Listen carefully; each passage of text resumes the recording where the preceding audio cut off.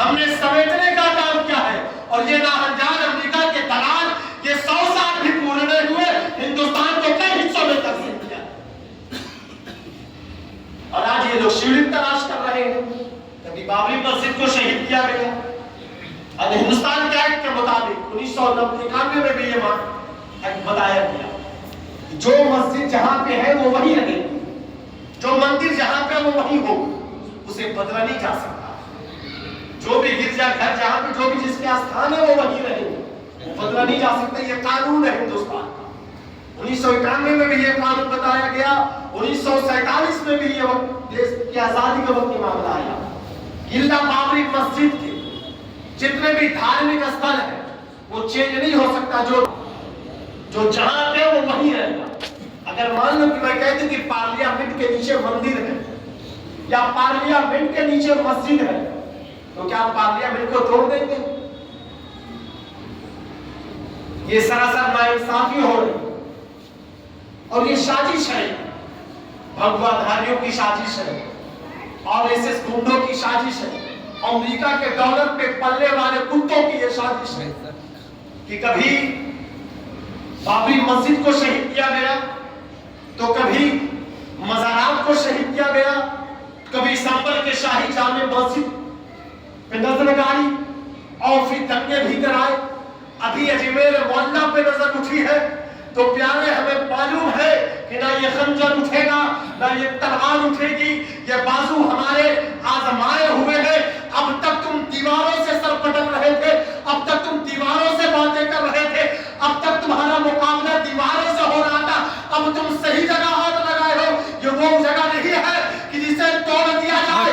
وقت کا بادشاہ اکبر بھی آیا ہے تو سر جھکاتے نظر آیا ہے، اورنگزیب بھی آیا ہے تو سر کو خم کرتے نظر آیا ہے۔ اب تم کسی اور در پہ نہیں آئے ہو، اب تک تم دیواروں سے سر پٹک رہے تھے، اب جو آئے ہو علی کے بیٹے کے مقابلے میں آ گئے ہو، اور جب کوئی علی کے بیٹے کے مقابلے میں آتا ہے تو پھر کائنات سے اس کی ہستی مٹا دی جاتی ہے، دنیا سے اس کا نام و نشان مٹا دیا جاتا ہے۔ تمہیں تاریخ معلوم ہونا چاہیے، ہمیں کربلا کی پوری تاریخ معلوم ہے۔ جب بھی کوئی علی کے مقابلے میں آیا ہے اس کی بنیاد ہٹا دی گئی ہے، چاہے وہ جنگ بدر ہو، چاہے وہ جنگ خندق ہو، چاہے وہ جنگ آئے ہو۔ سرکار غریب نواز نے 90 لاکھ لوگوں کو کلمہ پڑھایا 800 سال پہلے۔ اب میں کہتا ہوں 90 لاکھ لوگ کلمہ نہیں پڑھیں گے، 90 کروڑ کلمہ پڑھیں گے۔ بولے انشاءاللہ یہ وہ وقت آ چکا ہے کہ اب 90 کروڑ لوگ کلمہ پڑھیں گے۔ وہ غریب نواز کی چوکھٹ ہے، وہ سلطان الہند کی بارگاہ ہے، وہ بادشاہ سلطان الہند ہے، یہ وہ بادشاہ ہے جہاں بڑے بڑے بادشاہ بھی خیرات لینے کے لیے پہنچتے ہیں۔ کہیں سے زندگی کا شعور ملتا ہے، بندگی کا پتہ ملتا ہے، عروج سکندری ملتی ہے، بادشاہت ملتی ہے، کرسی عطا کی جاتی ہے، حکومت عطا کی جاتی ہے، تخت و تاج عطا کیے جاتے ہیں۔ چاہے وہ ہندوستان کا جتنا بھی پرائم منسٹر ہو، پردھان منتری ہو، تاریخ گواہ ہے جب تک کہ وہ غریب نواز کے آستانے میں حاضری نہ دے دے اسے تخت و تاج نہیں عطا کیا جائے گا۔ کرسی پہ کوئی بھی بیٹھے گا، کرسی پہ کوئی بھی ہوگا، راجہ جو میرا خواجہ ہوگا۔ یہ دلہ آج پارٹی بدلتے 5 سال کی اس کی حکومت ہے، یہ سمجھ رہے ہم راجہ ہیں۔ تجھے پتہ نہیں ہے کہ 5 سال کی جو کرسی دی گئی ہے کہ ایسا نہ ہو غریب نواز تیری کرسی کے نیچے سے زمین کھینچ لے۔ پرتھوی راج چوہان کی حکومت کام نہ آئی، پرتھوی راج چوہان بادشاہ کی پوری بادشاہت ختم ہو گئی جب وہ غریب نواز ایک بال نہیں چڑھا کر پائے۔ یہ چند سکوں میں پنپنے والے، یہ کھوٹے سکے امریکہ اور جاپان کے ٹکڑوں میں پڑنے والے، یہ پتھر پجاری چلے ہیں بھگوا دھاری غریب نواز کے آستانے کو اکھاڑنے کے لیے۔ اما تیرے باپ نے غریب نواز کے بٹھائے اٹھنی کو نہ اٹھا سکی، تو غریب نواز کے آستانے کی بات کرتا ہے۔ تیرے باپ نے غریب نواز کی بٹھائی اٹھنی کو نہ اٹھا سکی ہے، تاریخ گواہ ہے۔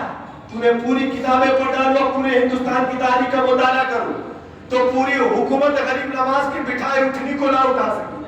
ہم نے عالم تصور میں پوچھا اٹھنی تجھے غریب نواز نے بٹھایا ہے, حکومت اٹھاتی ہے ٹوٹتی کیوں نہیں؟ حکومت اٹھاتی ہے ٹوٹتی کیوں نہیں؟ ٹوٹنے نے زبان سے اپنی کہتی ہے تجھے پتہ نہیں بٹھانے والے غریب نواز ہے تو اٹھانے والے بھی غریب نواز ہے. بٹھانے والے غریب نواز ہے تو اٹھانے والے بھی غریب نواز ہے. ہم کسی راجہ پرجا سے نہیں اٹھتے. بٹھانے والا میرا بادشاہ سلطان الہند غریب نواز ہے تو اٹھائے گا بھی وہی.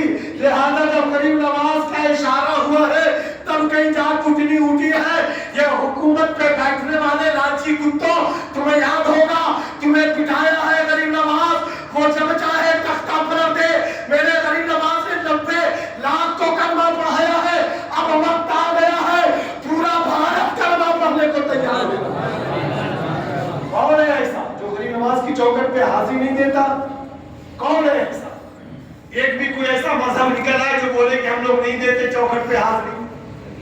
ہندوستان میں جتنے بھی لوگ ہیں, سیکولرزم میں جتنی بھی مذاہب ہیں, جتنے بھی عقائد والے ہیں, جتنے بھی فرقے ہیں, کوئی ایسا فرقہ ابھی تک ایسی ماں نے ایسا بیٹا نہیں جنا جو غریب نواز کی چوکھٹ پہ نہ جائے. کوئی ایسا نہیں ہے.